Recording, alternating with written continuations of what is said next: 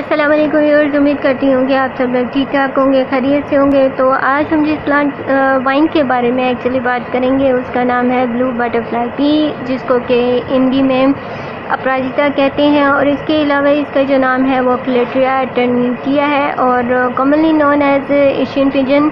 Asian pigeon इसको क्यों कहा जाता है, एक तो ये एशिया से बिलोंग करती है, दूसरा ये कि इसके फ्लावर की शेप कुछ पिजन की तरह होती है, इसलिए इसे कहा जाता है एशियन पिजन। और ब्लू बेल वाइन भी कहा जाता है, ब्लू पी वाइन भी कहा जाता है, ब्लू बटरफ्लाई पी वाइन भी कहा जाता है और कोडियोफर्न पी वाइन भी कहा जाता है और डार्विन पी वाइन भी कहा जाता है। पी इसको क्यों कहा जाता है वो मैं आगे जाके आपको बताऊंगी।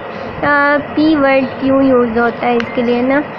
तो अब एक काम करें कि अगर आप नए व्यूअर हैं तो काइंडली मेरे चैनल को सब्सक्राइब कर लें और ऑल बेल नोटिफिकेशन के लिए आप प्रेस कर लें और आपको इस तरह जो है मेरे आने वाली तमाम वीडियो के नोटिफिकेशन मिलते रहेंगे।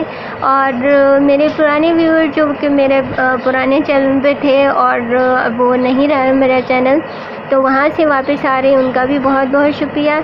और जो सिर्फ व्यूअर हैं उनका भी बहुत बहुत शुक्रिया। होपफुली आप लोग मेरा इस चैनल को ग्रो करने में मेरी हेल्प ज़रूर करेंगे, नए और पुराने व्यूअर्स जो मेरे दोनों।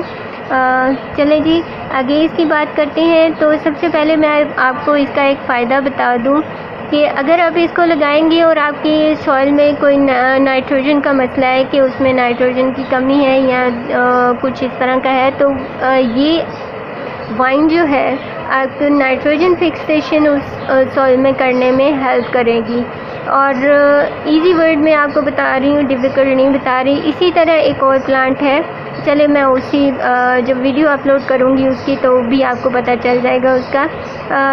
छुई मुई का प्लांट है जो कि बड़ा कॉमन प्लांट है, उसको भी आप यूज़ कर सकते हैं नाइट्रोजन फिक्सेशन के लिए अपनी सॉइल में। तो आप इसकी बात करते हैं कि इसको सीज़न कौन सा है ग्रो करने का। सीज़न इसका है बहार। अगर तो आपका टेम्परेचर जो है वो बहुत लो नहीं जाता है, मतलब बिलो फ्रीजिंग नहीं जाता है, तो ये तो एक प्री एनुअल वाइन है। अदरवाइज़ जहाँ पे टेम्परेचर बिलो फ्रीजिंग चला जाता है वहाँ पे एनुअल के तौर पर ग्रो की जाएगी। और जैसे लाहौर और कराची के इलाके हैं वहाँ पे तो बहार का सीज़न शुरू होते ही हम लोग इसके सीड लगा दें तो ये बड़े आराम से टेम्परेचर जैसे ही इसको मुनासिब सा मिलेगा ये ग्रो होना शुरू हो जाएगी। और थ्रू आउट समर भी आप इसको लगा सकते हैं। ये लेट जो फॉल है तब तक ये फ्लावरिंग करती रहती है। और इसके अलावा जो इसकी फर्टिलाइज़र्स हैं तो लगाते टाइम इसके सीड जब आपने लगाने हैं तो अच्छा सा पॉटिंग मिक्स आपने बनाना है, वेल ड्रेन पॉटिंग मिक्स, और उसमें अच्छे अमाउंट में आपने कंपोस्ट वगैरह जो भी आपके पास अवेलेबल है वो शामिल करनी है।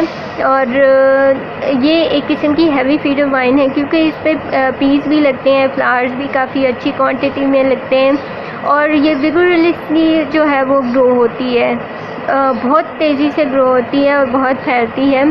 और इसीलिए इसको जो है आपने इसके ग्रोथ पीरियड के दौरान जो आपने जैसे हम अपने बाकी प्लांट्स को फर्टिलाइज़ करते हैं इसको करना है। मैं तो 3-4 लिक्विड खाद बनाई हुई हैं, उनको मिक्स करके डाइल्यूट करके पानी में, ऑर्गेनिक है वो ही इसको देती हूँ। और पी वाइन इसको क्यों कहा जाता है ये देखें जी, इसके सीड पॉट आप देख लें कुछ इस तरह के होते हैं और इस वजह से इसको जो है पी वाइन भी कहा जाता है क्योंकि बिल्कुल मटर के जो होते हैं उस शेप के ये इसके सीड पॉट्स बनते हैं। और जो इसके पेस्ट वगैरह होते हैं वो तो इतने कुछ नहीं होते हैं। चिड़ियाँ बहुत मुझे तंग करती हैं। जब हमने पहले इसको ग्रो किया था बचपन में क्यारी में तो वाइट फ्लाई जो इसको थोड़ा नहीं काफ़ी आ जाती हैं अगर आएँ तो, और एफिड्स वगैरह आ सकते हैं। अदरवाइज़ ये एक किस्म का पेस्ट फ्री प्लांट है। इस बार तो मुझे कोई पेस्ट इस पर नज़र नहीं आए। हल्का सा थोड़ा सा स्पाइडर माइट्स ने इसको तंग किया था जहाँ पे सूरज की रोशनी नहीं आ रही थी, ये देखें इस तरह कुछ इसका जो फ्लावर स्पेंट होता है वो एंड पे चला जाता है और इसके जो पीस है वो बनना शुरू हो जाते हैं। अच्छा जी, पेस्ट भी हो गए। तो सनलाइट की बात कर ले तो इसको आपने फुल सनलाइट में ही रखना है, चाहे वो पॉट में रखें चाहे वो ज़मीन में लगाएं। अच्छा, पॉट की बात हुई है तो पॉट साइड भी मैं आपको बता दूं, पहले हमने ज़मीन में लगाई थी बचपन में। अब वहाँ पे ज़रा शेड है, दरख्त लगे हुए हैं तो मैं वहाँ नहीं लगा सकती। तो पॉट जो साइज़ जो मैंने लिए हैं 2 हैं, वो मैं आपको बता दूं। एक तो 5 लीटर की मिनरल वाटर की बोतल है, तकरीबन होगी 10 से 12 इंच का वो है, लेकिन आई प्रेफर कि आप उसको जो ज़्यादा बड़े पॉट में लगाएं, क्योंकि ये वाइन बहुत बड़ी होती है तो उस हिसाब से इसको बड़े पॉट में ही ग्रो करना चाहिए। छोटे में भी ग्रो हो जाएगी लेकिन उतनी खूबसूरती से नहीं ग्रो होगी। और जो बड़ा पॉट है वो मैंने एक छोटे पॉट में एक्चुअली लगा के रखी हुई थी, तो मैंने उसको बड़े पॉट में रख दिया। मैंने उठाया ही नहीं तो उसने रूट कर गई ना। वो तकरीबन 20 to 24 इंचज़ का पॉट है जिसमें ये सारी वाइन ग्रो हुई है। और मुझे इसको पिंच करने की ज़रूरत भी नहीं पड़ी क्योंकि चिड़ियों ने ही वो काम कर दिया था। चिड़ियाँ इसको पेस्ट से ज़्यादा तंग कर रही हैं। मुझे इसमें कोई पेस्ट का इशू जो वो नहीं मिला।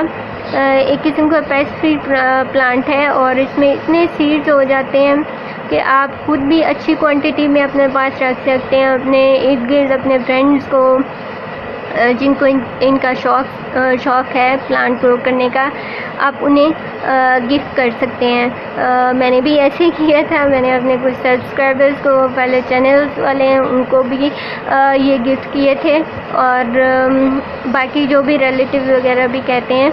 तो स्टिल मेरे पास अभी भी काफ़ी सारे सीड इसके पड़े हुए हैं, तो काफ़ी आसान है इस वाइन को ग्रो करना। एक फ़ायदा मैं आप लोगों को बता चुकी हूँ, इसकी फर्टिलाइज़र और इसकी प्रोपेगेशन बाय उसका भी बता चुकी हूँ। बाय सीड ही इसकी प्रोपेगेशन होती है। कटिंग वगैरह मैंने आज तक इसकी लगती कभी नहीं देखी है। और इसके जो फ़वाइद हैं वो अनगिनत है। मैं आपको कौन से गिनाऊँ कितने गिनाऊँ। और एक तो मैंने आपको बता दिया है, और कि ये नाइट्रोजन फिक्सेशन के लिए आप इसको यूज़ कर सकते हैं सॉइल में। और दूसरे जो हैं वो इसको ट्रेडिशनल मेडिसिन में बहुत सारी चीज़ों को ट्रीट करने के लिए यूज़ किया जा सकता है। इवन कि इसके कलर के लिए भी इसको यूज़ किया जाता है। एज फूड कलर इसको यूज़ किया जाता है। एक ग्लूटन राइस बनते हैं किसी कंट्री में, वहाँ पे इसको जो है इसके फ्लावर उसमें डाल दिए जाते हैं और उसी फ्लावर का कलर जो उनमें आ जाता है राइस में ना।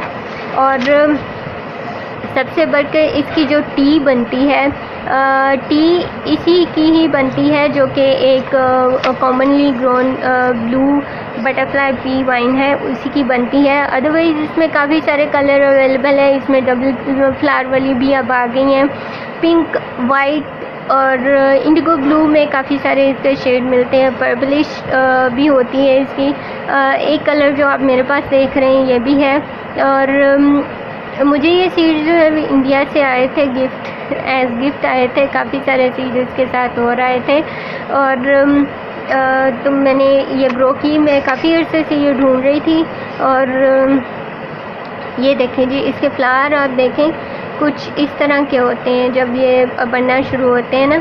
इसकी छोटी बड मैं आपको दिखाती हूँ, जहाँ से ये स्टार्ट होते हैं वो बिल्कुल ऐसी लगती है जैसे पत्ती होती है ना।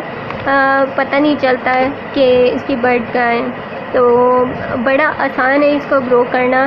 सॉइल का ख्याल रखें, धूप का ख्याल रखें, और कोई इतना आप इसको खुली जगह देंगे ना, आप इसको खाद भी नहीं डालेंगे, पानी दे देंगे बस, तो इसका काम चलता रहेगा और ये फ्लावरिंग भी करती रहेगी।